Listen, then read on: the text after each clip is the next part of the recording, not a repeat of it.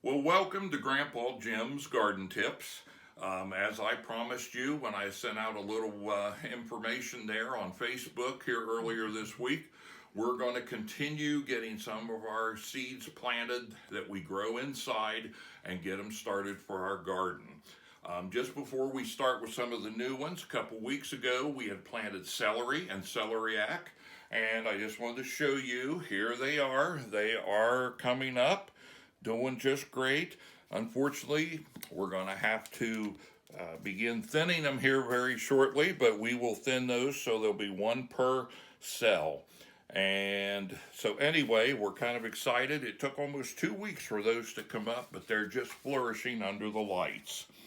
So anyway, we're going to go ahead today and we're going to be planting all types, there are several types of herbs that are kind of our favorites. One actually grows into a bush, and a very helpful bush. We grow hibiscus. We use it for tea. You take the calyx, you can take the flower, and then you save that, you dry it, and you can make a wonderful kind of a lemony flavored tea. It'll be pink. And so we're going to grow that. We're going to try this year. I bought some new seed because I didn't have a whole lot of faith, never doing this before, but I'm also saved some seed, and I'm going to try one of these with that. Now, all you have to do is, again, I use Pro Mix. I find it to be the best there is. It's got all kinds of nice nutrients, and it drains well. So what we do, we wet it down because it tends to kind of float up if you don't wet it down first. So here we go. We're going to plant some of these. These are pretty easy. I put several in. Again, we're going to thin this back down to one, and they get pretty big. If you put them in your garden or in a big pot, they are an annual. They do not come back. These are more tropical, and so here in Ohio, where I'm at, you really can't do them, grow them as a perennial. Now, if you live down in Florida or other places like that, where it's a little warmer, you can actually grow them year-round. Okay, so what I did, I put the different seeds, and I got to put this one over here, just remembered. These are the ones that we have purchased for this year. And I just lay them on top, kind of pat them down a little bit, and then I just use this, and you can use a knife or anything, just slightly push them down into the ground. The seed should be about, whatever the size of the seed, about double that is how far you push it under the soil. And then we just kind of cover it up. And then I have ones that we saved from last year. As you can see, lots of seeds we saved. We actually, last year, they're not quite like a touch-me-not, but when they get ready to drop their seed, if you touch them very much, lots of seeds pop out. So these are the ones we saved from last year. And we're going to give this a try, and we're going to see how saving our own. If it works for this year, we will not be buying any more seeds. We'll probably grow something else, but we will be able to save our seeds and grow these for next year. So then we've got them planted here. We're going to go ahead and water them real nicely. One thing I would recommend that you don't do what Grandpa Jim did the last time. I forgot to put the labels in. So we know it's celery or celeriac, but we'll know once it grows. Anyway, so here we have our hibiscus. Again, makes a wonderful tea. Another thing we're going to grow here is something kind of unusual, lemongrass. Now, we grew some of this last year, and that stuff grew into a huge, giant bush. Again, it reminds you of an ornamental grass. The one thing about it is that it won't overwinter. So you've got to put that in there. And if Grandpa Jim can see where he put his stuff, where's that now? Oh, right there. Okay, thank you, Susan. All righty.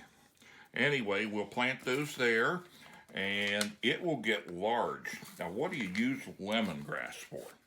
Well, you can use it in Oriental cooking. You can make a tea with it, a kind of a lemony tea. So it's a real strong grower. Again, I just kind of push the seeds down and kind of cover it. You don't need to really plant it deep or anything like that. So next, I'll go here. Now, you can plant your herbs early, but don't plant like your basils. Basil grows so fast, it'll outgrow the grow lights. So I like to start it a little bit later. But some of these little tiny seeds, and you can see here, this is thyme. And thyme is very, very, very small seed.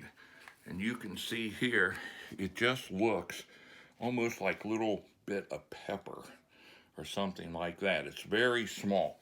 So what we do with it, we will sprinkle it on top of the soil, but you do not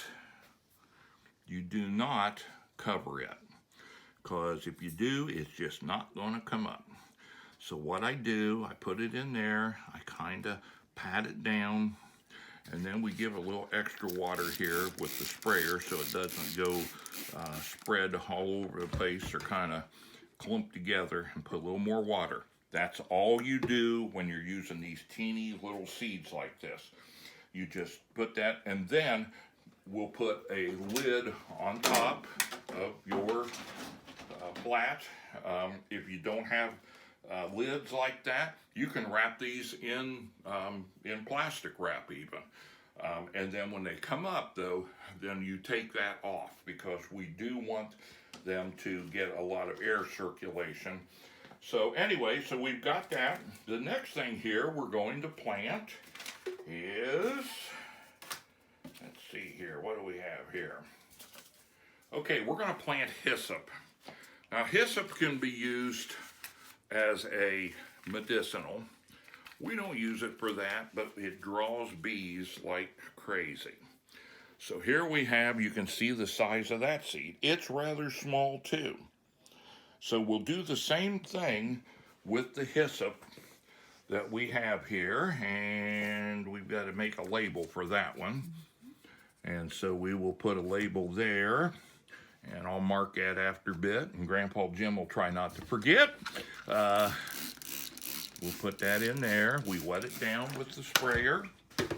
Pour your water on it, and then you just kind of sprinkle it over the top. Again, you'll probably have to do some thinning, but that's okay. And then we will mark this, and this will be our hyssop. And then the last thing we have is bee balm. This is a lemon flavored bee balm. Now it's not lemon balm. Lemon balm's in the different, well, it's actually, they are both in the mint family, but it's totally different. This will grow flowers. And true to its name, bee balm, that means it's going to draw bees. We want to draw a lot of bees. So what we do here, again, this is small seed, and so we will put that in here and sprinkle it on top, just a little bit, and then we will save the rest of it. If you folks order stuff from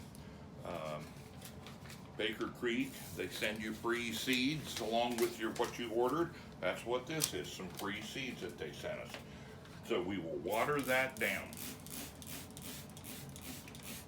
Now, you know, a lot of people think, well, I can't garden, I don't have space, I can't do that. Well, the good news is, if you have a place to put a large pot or pots, we use 5-gallon buckets. You can use 2.5-pound buckets. All these herbs love to grow in containers.